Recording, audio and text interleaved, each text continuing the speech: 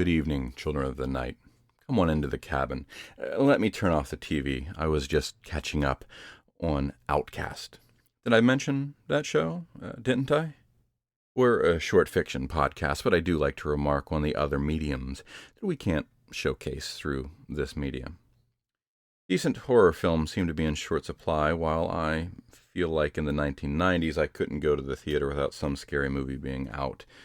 And that's not claiming that any of them were particularly good, and maybe that was remembering that decade with gore-colored glasses. But recently, television has been coming through for us, and I think that Outcast is one of the better shows that's on. Well-produced, solid acting, the plot is mysterious, and sometimes really strange things happen. I don't think it's paving new ground in the genre, but it's hard to find something truly new under the sun. If you haven't checked it out, give it a peek. Let's hear from some of our authors. Our first story comes to us from Shane J. Cummings. Shane Jiraiya Cummings has been acknowledged as one of Australia's leading voices in dark fantasy. He has authored 10 books, including Shards and the 4 volumes of the Apocrypha sequence, edited several anthologies and magazines, including the best-selling anthology Rage Against the Night. And he has had more than 100 short stories published in Australia, North America, Europe, and Asia. Shane has won 2 Ditmar Awards and has been nominated for more than 20 other major awards, including Spain's Premios Ignotus. Shane is an active member of the Horror Writers Association. His website is www.jiraiya.com.au. Link will be in the show notes. And now we will hear Shane J. Cummings' Memoirs of a Teenage Antichrist.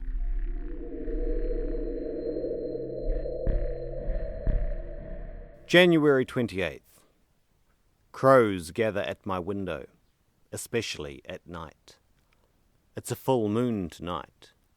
13 crows are there, staring in at me from the tree. One of them scratches and pecks at the glass. The rest caw amongst themselves. Sometimes, just sometimes, I think I know what they're saying. February 14th. I've started having nightmares. Not your usual naked at school dreams. These are so vivid, I can practically hear the screams and smell the burning flesh when I wake. April 2nd. Aunt Lucia believes I'll be ushering in the apocalypse in exactly 66 days. She told me so at dinner this evening. At first, I thought it was some belated April Fool's gag, but no, she was deadly serious. She doesn't have a sense of humour. However, she did have a whole bunch of mouldy old scrolls and prophecies and mystical doodads to prove her point.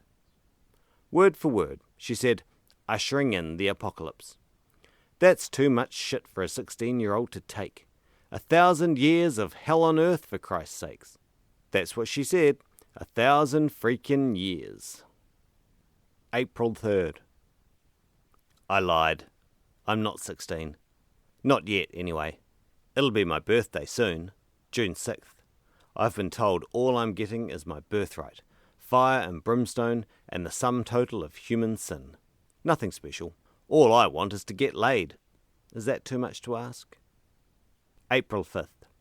I call the crow at my window Abigail. The name just fits, somehow. She visits every night now. Her 12 brothers and sisters lurk in the tree, cawing at each other. Abigail sang me to sleep last night. For the first time in a long time, the nightmare didn't return. April 6th. Aunt Lucia caught me praying in my bedroom tonight. She flogged me, the old witch, flogged me till I bled and couldn't sit down properly. She was scowling while she did it, but it looked like grinning to me, like she took pleasure in it. Then she lectured me for an hour about my place in the scheme of things. If there's going to be 1,000 years of hell on earth, I've got a nice little lake of fire in mind with her name on it. April 9th.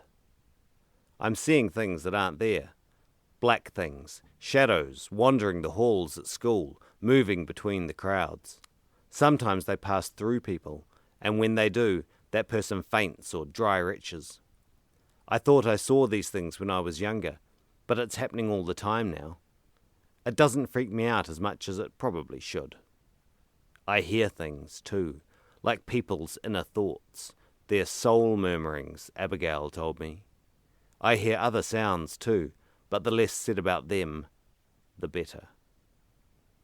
April 12th. I still pray, usually in the dead of night, when Lucia should be deep in her hag sleep. Abigail watches over me, but I'm not sure about the other crows. If they hear me, and they must because their ears are damn sharp, then Lucia comes barging in to check up on me. Never in time to catch me, but often enough to keep me on my toes. April 13th. People bruise when I touch them, skin on skin. Aunt Lucia and the nannies wear gloves and long sleeves. I remind myself of this because Brendan Amory, the new kid at school, grabbed me. He must have been trying to score points with the popular crowd by beating up on the weird kid. The moment he grabbed my arm, he recoiled as if he'd been bitten by a snake. The bruise sprouted from right beneath his fingers and leached out to the back of his hand. He spat at me and said a few things I won't repeat, but I've memorized for later use, which made me do a stupid thing. I pushed him by the face. He tumbled backwards, holding his face and screaming. I won't ever forget his puffy purple cheek bloating under his puffy purple fingers, and especially the way his eye drooped because of it. And the screaming. There's always the screaming. I guess that's something extra to add to the nightmares. April 14th. If I'm supposed to be this big, bad Antichrist guy, then why can't I speak to God or the devil? God must be too aloof to chat, too cool for school to chat to his opposite numbers brat. Dad... Well, I never had a dad, but he's flying under the radar too. I've never had a father figure, unless you count that sleazy old Brit who keeps sniffing around Aunt Lucia. If Satan is evil incarnate, I guess being a deadbeat dad is something he has to do. It's part of his nature, right? Anyway, it's Good Friday today. Nothing much good about it in my book. I've been sick all day. Speaking of books, I wonder if people will write a Bible about me. It would be a pretty thin book. April 16th. Easter was a massive disappointment. I had to steal my only Easter egg. School organised a Sunday church service, but I weaseled out of it. It's like they're trying to overcompensate for something. My palms bled, just a little bit, at lunchtime. Lucia saw me wiping my hands on a napkin at lunch and smiled that tight, smug smile of hers. April 20th. I read the book of Revelations tonight. I had to sneak the Bible in from school and hide it from Aunt Lucia. She stared at me like I'd been wicked when I came home, but she didn't say anything. Abigail sat on the windowsill and watched me read, and what a load of shit it was. Revelations, my ass. Dragons, lakes of fire, false prophets, plagues. That stuff is so last millennia. If I have my way, my apocalypse will be like all the horror movies come to life. Zombies, vampires. Scratch that. Vampires are pussies and can't hang in my apocalypse. And that guy with the hockey mask from Friday the 13th. I threw the stupid book into the wastepaper basket in my room. It caught fire the moment it left my hand. I scorched one of my pillows putting that damn fire out. Despite the smoke, Lucia didn't charge in. She never even mentioned it at dinner. I think all those robed loonies she calls friends are distracting her. April 29th. God's still not answering me. I stopped trying to talk to the other guy, my dad, a while ago. May 3rd. I don't want to be the Antichrist. Not after what Lucia and her friends told me. Bunch of robed freaks. I threw up and couldn't seem to stop. I think I fell asleep on the bathroom floor, but I woke on the bed. I don't remember being carried. Abigail was there on my window as always. She sang me back to sleep. May 7th. With all Lucia's talk of new world orders and smiting and punishing the do-gooders, I feel like a pawn in someone else's chess game. If I ever have a say in these things, here's a note to self. Robes are uncool. Seriously. May 12th. Christianity is shitting me. They tried to spring it on us at school today, some lunchtime prayer thing. The visiting reverend started praying, but I think he could tell I was annoyed.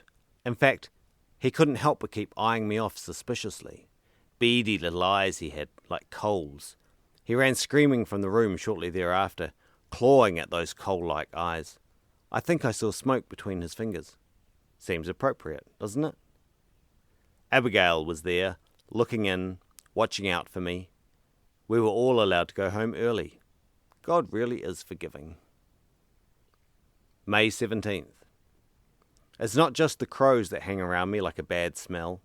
A pair of big black dogs, Dobermans, I think, are keeping tabs on me. When I first stumbled across them and they began growling, I thought they were going to tear my throat out.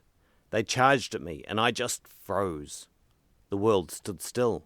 I mean, really stood still. The drizzle shimmering in front of my nose, suspended in the air. But the dogs didn't attack me. They ran past me and chased down a nearby guy in a robe. More goddamn robed freaks. A dagger clattered to the ground when this guy bolted. I don't know how it turned out for the dude who dropped the dagger, but the dogs pattered back to me with blood on their muzzles. They kind of looked content. If I'm supposed to be this Antichrist guy, I want some danger money. Or at least some fringe benefits, like getting laid. I think God's having a good chuckle to himself, herself, itself. May 18th. God must be a woman a lot like Aunt Lucia. A man couldn't have come up with such a convoluted scheme to screw my life over. Well, not any man I've ever met. At least I didn't see any robed freaks today. There were the dogs, of course, and the crows. Always the crows. May 22nd. I don't know whether I'm supposed to be an Antichrist or the Antichrist. Seems like a lot of work for just one person. May 24th. There's so much sin in the world.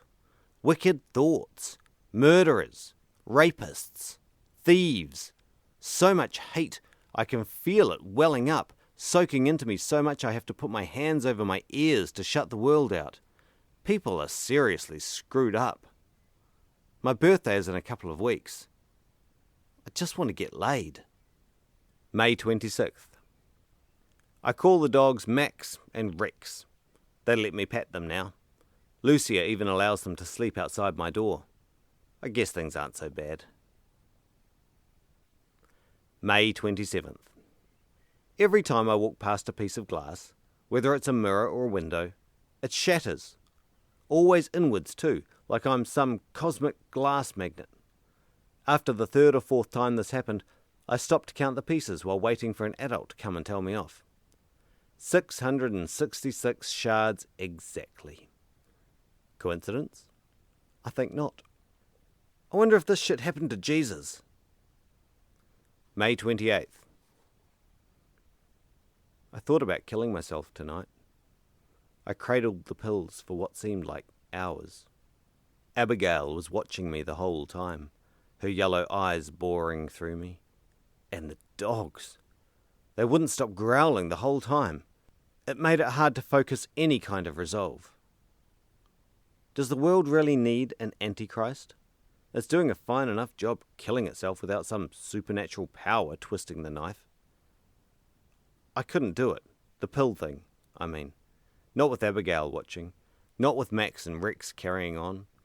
As I was taking the pills back to the bathroom, Lucia caught me with them and gave me one hell of a thrashing. I think she drew blood. I can look forward to another night lying on my stomach inside. Bitch. Definitely a lake of fire for her. Or something with maggots. Everyone hates maggots. May 29th. A girl was waiting in my room when I came home from school today. Sexy looking, private school type. Long dark hair. She said her name was Abigail and that she was my half-sister. We talked all night, and Aunt Lucia didn't barge in on me once. Hooray for small mercies. June 1st. Abigail, the girl, not the bird, visited again tonight. She was waiting for me after dinner, perched on the windowsill. The window was permanently open because of the glass thing. We talked for a bit, but then, oh my God. Should I say, oh my God? The things we did. Tonight has been the best night of my life. She didn't even bruise when we touched. I don't care if she's a bird, or my sister, or whatever. She's mine. June 4th. The way she moves is like magic. The starlight shimmers in her hair. We walked the gardens tonight and the crows circled above. I thought it was a bit creepy at first, but it was kind of romantic. If the world is going to hell, at least I'll have her here with me. June 5th, 6:06 p.m. It's my birthday at midnight. The end of days. The big A. I'm not a bad person. I don't want to be. But the world is a sick place. It's in my blood like a disease. It needs to be cleansed. I need to be cleansed. I feel like I'm dying. If I'm a deadbeat like my dad, remember it's in my nature. I hope the world forgives me. What will be left of it anyway? It's all predestined, right? It has to go down this way. I'm not a monster, but if I turn into one, I'll always remember the few good things about life. I hope people remember the good things about me. June 5th, 11:53 p.m. This will probably be my last entry for a while. Abigail is waiting downstairs with Max and Rex. Lucy is there too, with a whole bunch of those robed loonies. Maybe I can use them to practice on.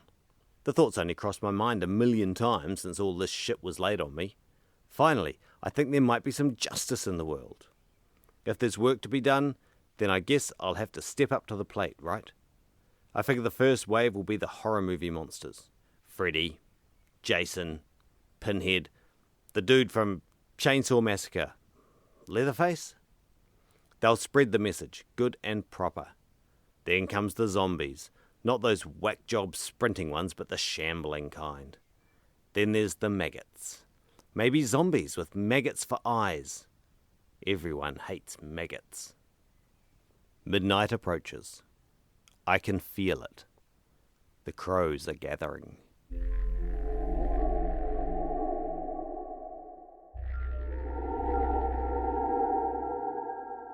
That was Shane J. Cummings' Memoirs of a Teenage Antichrist, as read by Dan Rabarts.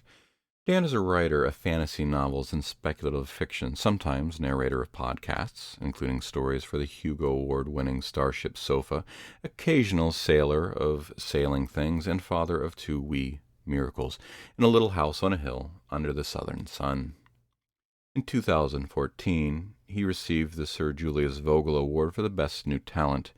Baby Teeth, Bite-Sized Tales of Terror, the horror anthology he co-edited with Lee Murray, also won the SJV for Best Collected Work and the Australian Shadows Award for Best Edited Work. His short stories have appeared in venues such as Beneath Ceaseless Skies, Aurealis Magazine, Andromeda Spaceways, In-Flight Magazine, and on the Parsec Award-winning steampunk podcast, Tales from the Archives, among many others. I'm glad to be hearing from Dan again. We haven't for a while, and we used to just work him like a dog. Thanks as always, Dan. Our second story for the night comes from John Everson. He's no stranger to these parts, and we'll also be hearing from him next week as well. But a bit about John. John Everson is the author of more than 100 published short stories and several novels of horror and dark fantasy. His first novel, Covenant, won the Bram Stoker Award for a first novel in 2005. His second novel, Nightwear, was a Bram Stoker finalist in 2013. Over the past decade, he has published 8 novels: Covenant, Sacrifice, The 13th, Siren, The Pumpkin Man, Nightwear, Violet Eyes, and The Family Tree. His first 5 novels were issued in mass market and trade paperback by Dorchester/Leisure Books. Limited hardcover editions were also issued from Delirium Books, Necro Publications, and Bad Moon Books. In 2011, Amazon's 47 North imprint licensed his leisure catalog, and his most recent novels have been released through Samhain Publishing.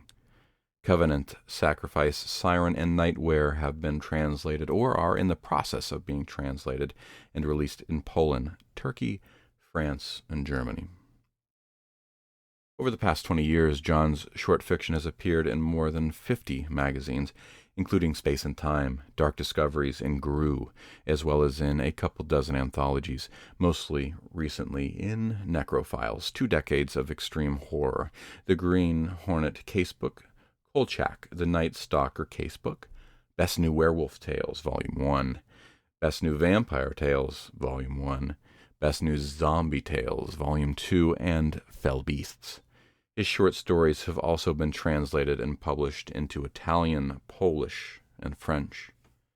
A wide selection of his short fiction has been collected in 4 short story collections: Sacrificing Virgins from Samhain Publishing 2015, Needles and Sins from Necro Books 2007, Vigilantes of Love, Twilight Tales 2003, and Cage of Bones and Other Deadly Obsessions from Delirium Books 2000. And now, let's listen to John Everson's Made for Each Other. A heart never empties in one night. It bleeds itself dry over a period of days and weeks and years.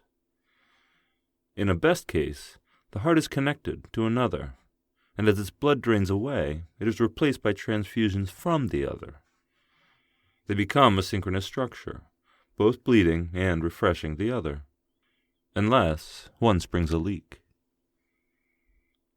The true test of any structure, whether a heart or a house, is how it weathers not just summer's storms, but winter's ice. Regardless of conditions, it shouldn't spring a leak. I'm a carpenter by trade, and I know these things. Let me tell you a story of hearts and houses. While a journeyman learning my craft, I purchased a small plot of land for the future. I lived in a small apartment and put away my earnings until I was ready to build. I was smart. I had a blueprint. I laid my own foundation, married each beam to each concrete piling. My level was honest, and my hammer was true. My friends helped me on the weekends, and after a time, I left my lease behind to live beneath the roof of my industry. I followed my plan, worked hard, and I knew where I was going. In fact, I got there. And then I met Regina. It was at an upscale bar downtown. The only electric lights beamed the room in blue and gold. White candles shadowed every table and corner in flickering mystery. A saxophone's tail slithered between the table legs, while a drum's tongue licked the mirrors behind the bar. The jazz was overpowering, intoxicating, just like her. My friend said later it was love at first sight. I looked up at rap-tap-snap of her heels, clicking in time to the beat across the hardwood floor, as she moved in exaggerated rhythm from a table near ours to cross my vision on her way to the bar. It wasn't the red boots, spitting candle teas back in my eyes, or the short black mini, flapping provocatively close to the edge of where her derriere must round. It wasn't the way her flimsy white blouse cinched tight on her waist before ruffling out again, lazily, or the point of her red-lacquered nails tapping in countertime to the bass drum on the black slate of the bar as she waited for the tender's attention. No, I was watching her face, captivated by her reflection in the mirror. She looked ahead of herself, unfocused, searching. I stared like a prisoner on first parole at the glinting blue of her eyes and the glossy promise of lips so full she might have been pouting, not playing with napkins while nodding to the sudden rise of the saxophone's sinuous neck. I could bore you with the painfully embarrassing details of my first approach that night. Both of us a little further into the bottle, the alcohol raising my courage while lowering her resistance. Both of our foundations tilted at a less than steady angle as I patted her shoulder while she batted her eyelids. From such foundations are relationships built. No wonder the rate of marital attrition only grows. "You were made for each other," our friend said, gaping in awe as we danced our way from bar to promise bands to wedding, each social event a new brick in the ever-growing masonry collection that was us. In actuality, we didn't have much in common. I was a tradesman. I made my living with my hands, every nail's bite a bond of solid truth. When I finished a job, there was something solid to show, something that couldn't lie about its core, regardless of the amount of paint slapped on its surface. Regina, on the other hand, thrived on ephemera and illusion. She worked in an advertising agency. She wrote copy that sold millions of people on products they didn't know they wanted or needed. She wasn't a real blonde. It was months before I realized that the luscious globes of her naked breasts were not her own, at least not completely. Nothing of her was what it appeared on the surface. Still, when she told me she loved me, I never questioned her. A house can be inspected, its joists tested for strength, its walls squared and leveled. A heart pumps away its love blindly, hoping that the flow returns, and never knowing until it's too late if it does not. Regina's goal in life was to improve things, or at least to sell them as more than they were. When I undressed at night, she ran her hands over my chest, cool, needy, exciting. I shivered from the sensation. Despite my goosebumps, she told me I was perfect. That must have been very frustrating for her. When she moved into my house, she sighed and spun around the wide hardwood floors of my living room and put her hands on her head.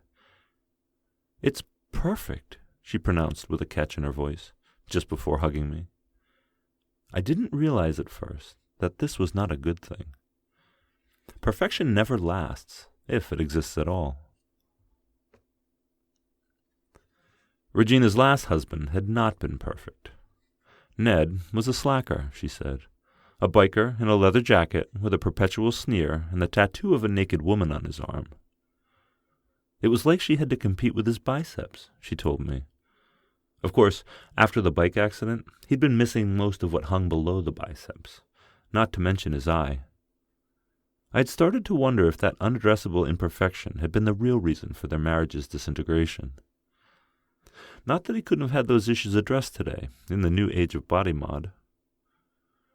Regardless of Ned's obvious shortcomings, I was coming to realize that Regina wasn't satisfied with anything for long, even perfection. "I love your skin, so brown, so perfect," she whispered one night, trailing her fingers from my belly across the wiry hair of my chest. Her face shifted then, and she looked up at me bright-eyed. "Let's get tattoos of each other's names," she said.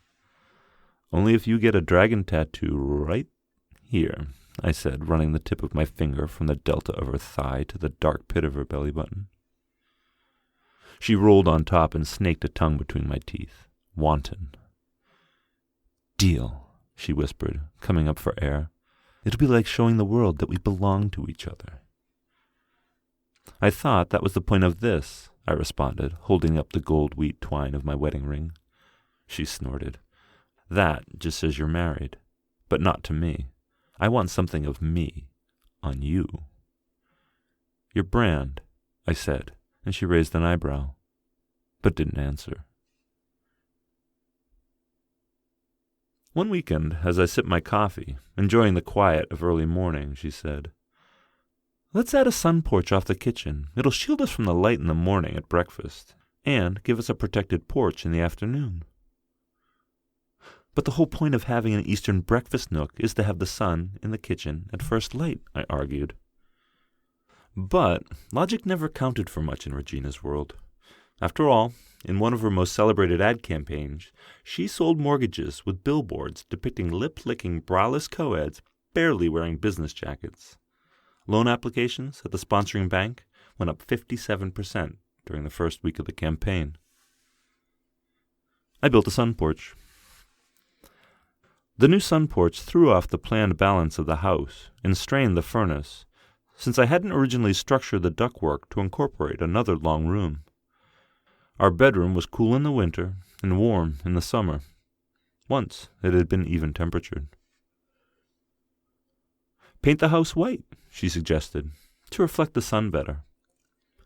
I preferred its gentle blue and black accents, but still, I did, and found, while I brought my brush across the siding, that there was a crack in the foundation just to the left of the new sun porch. When I checked the basement, I discovered its previously perfectly smooth concrete work was splintered and leaking. The patchwork took an afternoon, but my house was ready again for winter, and soon so was I. "Look what I got for you," I said one day, beaming and slightly wincing, as I strode into the now gloomy kitchen. Regina was sorting the mail, and I rolled up my shirt sleeve to reveal the new blood-red heart pin-cushioned into my bicep. Across it, in black, was an arrow. Riding the arrow were the letters REGINA. "That's so sweet," she grinned and kissed me hard on the mouth. "I got a 2-for-1 special," I bragged. "We can go back and do you too." "How about if you just come do me now?" she coaxed, pulling me backwards into the cold bedroom. Afterwards, she suggested that, while the tattoo was nice, there were other ways in which I could improve. "You know, the latest body mod fashion is to go one-armed." "Might be hard to swing a hammer that way," I laughed, flexing her name so that the G jumped like a heartbeat. "You can have it put back on after winter," she said, shaking her chest below me. Her breasts barely rippled. She'd had her breasts resized to hard white shields over the summer, at the same time as she had the gene modification to color all her body hair a bronzed orange. I'd barely recognized her in bed that first night. "You have to keep reinventing," she explained. "Otherwise, well, you wouldn't want to be the same forever, would you?" "But I thought I was perfect," I joked, biting playfully at the nipple now held so close and hard to her chest. Regina had an amputee fetish. I guess she wasn't that odd. One-armed men were the fashion that year. But I'd never experienced the intensity of the warm, wet explosion of her lust that my first night home sans arm brought.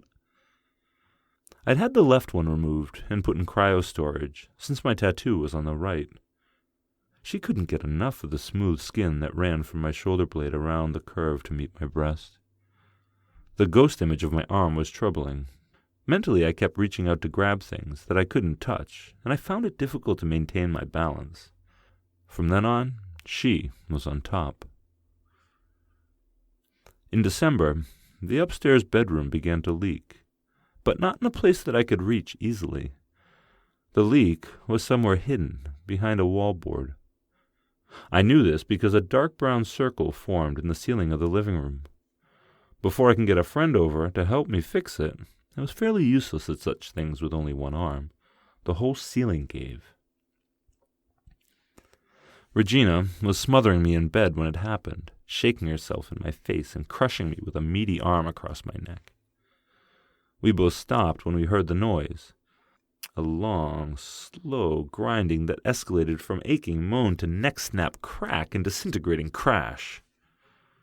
Her eyes blinked, and she pushed off me, stumbling from the bed to the floor, and I lay there, catching my breath for a moment before staggering erect myself. We both shambled into the front room. I could see a rain of molding, rotted wood and wallboard littering the floor in front of the couch, and the joist I'd lain so carefully years before with my 2 hands was now undone, warped and leaning from ceiling to floor. Regina waddled over beneath the hole to stare up at the dangling tiles from our bathroom. She'd put on 100 pounds this winter, because weight was suddenly the fashion. The perfect point of her chin now waved hello to itself, and the points of her breasts were lost in the surf of her belly. We rarely made love anymore. I couldn't lie beneath her for long without an arm to protect myself and live. Yet still, I held out hope for us. I remembered the waist and wiggle of that girl in the blue-lit bar. "You're really made for each other," my friends still said, though they didn't sound as sure as they once had. I began to suspect that Regina was made and remade for herself alone. "You'd make a great one-eyed bandit," she said one night, as I tried to slide between the folds of her second belly to find the hidden entry of her sex. Her flesh sloshed beneath me, hindering my explorations with doughy obstinance. It was then that she pushed me away from her thighs and begged me to give up my eye. "Do it for me, baby. You can always put it back if you want later." It wasn't lost on me that her ex had lost both an arm and an eye in a motorcycle accident before their divorce. But I booked the body mod surgery anyway and came home to almost be crushed by her gratitude. It didn't take long before she was bored again. "Open it now," she said, thrusting the brilliantly wrapped box into my hand. I had just returned from a walk and hadn't even taken off my jacket. She pulled it off me and led me back to the bedroom. "What's the occasion?" I laughed and pulled at the velvet ribbon with my teeth. I couldn't very well hold and open it easily with only one arm. Impatiently, she reached out and pulled the lid off herself. Digging through the white cover tissue, she pulled out a flesh-colored, rubbery bag of skin and held it up to my face. "Try it on," she begged. I could hear the water from the upstairs bathroom dripping in steady splats on the worn carpet of my front room. My will to build seemed to have been lost with my arm and my eye, and so the hole in the ceiling remained. The water had taken to draining steadily through the ceiling onto the floor, and running in a black wet stain to the corner of the front room, through the drywall, into the flower bed near the driveway. The wall was covered with a thin fuzz of mold, totally rotten. It would soon no longer support the French windows I'd installed. I'd fix it, I promised, just as soon as I had my arm put back on. "Not yet," she begged. "Another month or so." I stood still, blinking blearily at her through my one good eye, as she pulled the rubbery mask over my face. My flesh tingled as my new face found its comfort point and settled tightly on my skin. When she was done, there was a dark rim around my field of vision, but I could see her through the hole that settled over my one good eye. It seemed to grip and mold almost perfectly to my face. I could feel its eyebrow raise when I wrinkled my own. "What do you think?" she asked. "It's the latest thing. Custom facials." She leaned back on her elbows and appraised me, orange eyebrows raised like peaks of flame. I responded with an arch of my own. She had removed the weight this week, anticipating spring, and seeing her lounge lasciviously supine on the bed was almost like seeing a stranger naked for the first time. "I think I look like your ex," I said, noting the wart on the upper right cheek of the swarthy complexion of my new face. I'd seen plenty of pictures of her with him. In some of them, he even had all of his limbs. My stomach lurched. "Don't be silly," she cooed, and pulled me from the mirror to the bed with my good arm. "You can still walk." She stroked my cheek. "It's made from permaskin, the stuff they use on burn victims. If you leave it on for a day or so, it'll fully bond with your skin and actually use your own blood supply to survive. I had this one made just for you." "For me, huh?" "Kiss me," she said, spreading herself wide for me and pursing cupid bow lips dyed red as plums. A trail of new pocked belly buttons arrowed from her revitalized breasts to her burning bright pubes. Belly buttons, lots of them, were to be this summer's fashion statement. I leaned forward, favoring my armed side, and trying to avoid clumsily falling atop her as I pushed my tongue through the stinking latex of my strangely puffy new lips to meet the fruit of her mouth. Her eyes sprang open at my insertion between her moist lips, glittering with the telltale sea-green starburst of seduction surgery. They sparkled in the dimmest of light like a prism. I had tried to tell her that she didn't need to seduce me. I'd fallen for her. For her. "Oh, Ned," she whispered, staring into my mask, forgetting herself as she ran desperate hands from my new facial wart to the empty socket of my eye to my limbless shoulder. "I've missed you so." She pressed me into the bed, and I cried as she made love to a man I had never met. I cried for a long time when she finally pried the mask of her first husband off my head. That was the year they revealed the sham of Sally regeneration technique, much to the dismay of thousands who'd remove arms, legs, and eyes for fashion. A class action suit helped, but certainly didn't undo the damage. I have my arm and eye back again, but the arm hangs like limp rubber, and the eye rolls to the left and sees only shadows, the ghost of truth. I kept the tattoo. I am forever now her creation, and I wear her brand like a symbol of selflessness, for I have truly lost myself. I left Regina the house. Her modifications had destroyed it just as thoroughly as she had ruined me. But I can't lay all the blame at her feet. She called me perfection, but asked me to change. And I did, without thought, without thinking about what support beams I was breaking inside my bones and my soul. I live now in a small apartment and struggle to find the means to survive. I may never again be ready to build. I was made for her, but she was making another. I was a carpenter, with a full heart and a head of plans. But now my heart is dry, a fluttering, shrapnel-shorn skin. My house lies in ruins, its beams rotten and broke.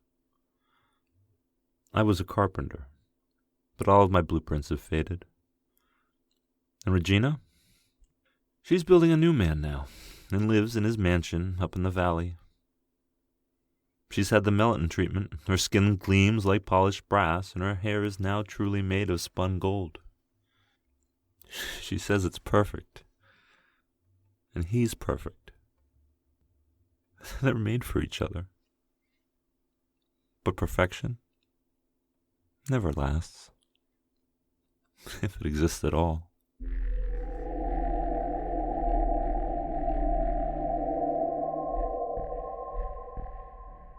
That was John Everson's Made for Each Other, as read by Seth Williams.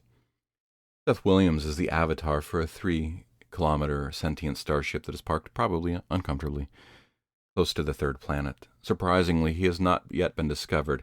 He is very happy that the inhabitants have discovered enough technology so that he can communicate in this limited fashion. Any communications can be directed to www.theboojum.org. Link will be in the show notes. Thank you, Seth. That will be our show for the evening, Children of the Night. Our show was produced by our editors, Philip Oldham and Scott Silk, and theme music by David Rakelin. Join us again next week for another episode of Tales to Terrify.